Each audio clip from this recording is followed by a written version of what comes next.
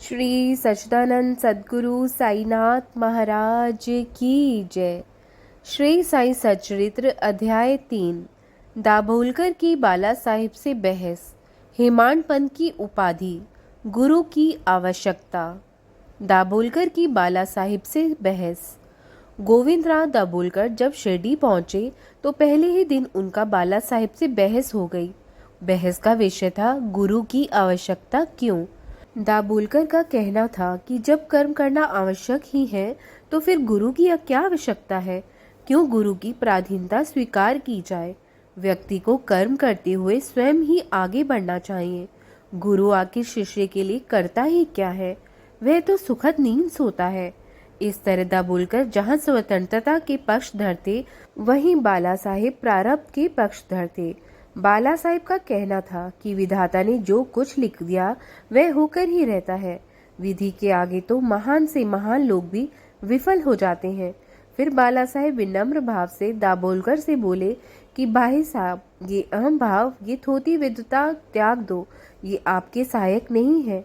इस प्रकार दोनों में बहस होते होते काफी समय बीत गया, लेकिन परिणाम कुछ भी नहीं निकला। आखिर दोनों को यह बहस बंद कर देनी पड़ी। इसका निष्कर्ष केवल इतना निकला कि व्यर्थ के विवाद से मन अशांत हो जाता है। विवाद की जड़ अहम भाव है। यदि बुद्धि व अहम ना हो तो किसी प्रकार का विवाद उत्पन्न ही ना हो। हेमाड पंथ की उपाधि। गोविंदराव दाभोलकर को हेमाड पंथ की उपाधि साईं बाबा ने ही दी थी। बहस के बाद जब दाभोलकर अन्य लोगों के साथ मस्जिद पहुंचे तो साईं बाबा ने काका साहेब को संबोधित कर पूछा कि साठेवाड़े में क्या हो रहा था, बहस किस बात पर हो रही थी। फिर बाबा ने दाभोलकर की ओर देखते हुए कहा कि इन हेमाड पंथ ने क्या कहा।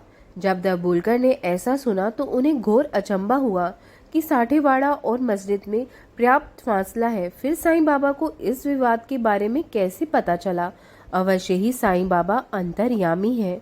फिर दाभोलकर विचार करने लगे कि बाबा ने उन्हें हेमाड पंथ क्यों कहा। हेमाड पंथ तो हेमाद्री पंथ का विकृत रूप है। हेमाद्री पंथ तो देवगिरी के यदुवंशी राजा महादेव व रामदेव के सुप्रसिद्ध मंत्री थे। वे बड़े विद्वान थे और आध्यात्मिक विषयक चतुर्वर्ग चिंतामणि की रचना उन्होंने ही की थी। राज प्रशस्ति रचना भी उन्हीं की है। बही खाता पद्धति का आविष्कार भी उन्होंने ही किया था। कहाँ इतने बड़े विद्वान और कहाँ मैं मूढ़मती। फिर बाबा ने मुझे हेमाड पंथ क्यों कहा। इस उपाधि से विभूषित करने का क्या अर्थ है। कहीं बाबा ने मेरे अहम पर यह व्यंग्य तो नहीं किया अथवा मेरे वाक् चातुर्य की प्रशंसा तो नहीं की। वस्तुतः साईं बाबा ने दाभोलकर को हेमाड पंथ की जो उपाधि दी वह अर्थपूर्ण थी, क्योंकि बाद में दाभोलकर ने साईं बाबा संस्थान का न केवल हिसाब किताब रखा बल्कि श्री साई सच्चरित्र जैसे ग्रंथ की रचना भी की थी। इस चरित्र ग्रंथ में आध्यात्मिक विषयों का सुंदर ढंग से विवेचन किया गया है। गुरु की आवश्यकता।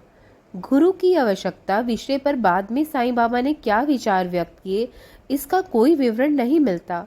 लेकिन काका साहेब दीक्षित ने जो लेखादि प्रकाशित किए हैं उनमें जो विवरण मिलता है वह यह है कि बाबा से भेंट करने के बाद अगले दिन हेमाड पंथ व काका साहेब ने मस्जिद में जाकर जब बाबा से घर जाने की आज्ञा ली तो बाबा ने उन्हें आज्ञा दे दी।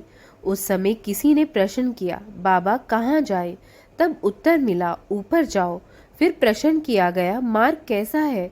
तब फिर बाबा ने कहा, मार्ग अनेक हैं।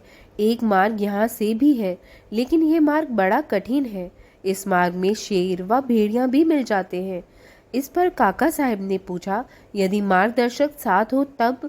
साईं बाबा बोले, तब कोई परेशानी नहीं, क्योंकि इस सूरत में मार्गदर्शक तुम्हारी रक्षा करके निश्चित स्थान पर पहुंचा देगा। लेकिन मार्गदर्शक के ना होने से जंगल में मार्ग भटकने या गड्ढे आदि में गिरने का भय बना रहता है। जब ये प्रसंग चल रहा था तब दाभोलकर भी वहाँ मौजूद थे। उन्होंने सोचा कि बाबा जो कुछ भी बतला रहे हैं वह वास्तव में गुरु की आवश्यकता विषय पर हुए विवाद का उत्तर है।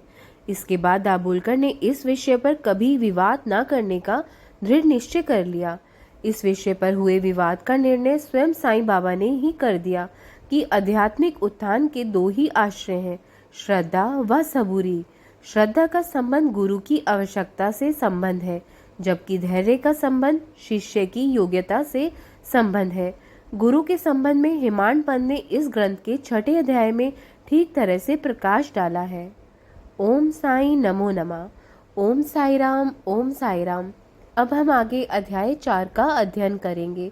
तब तक साई स्मरण करते रहिए, बाबा के बताए हुए मार्ग पर चलिए, किसी का दिल ना दुखाइए, बेजुबान पशु पक्षियों की मदद करिए।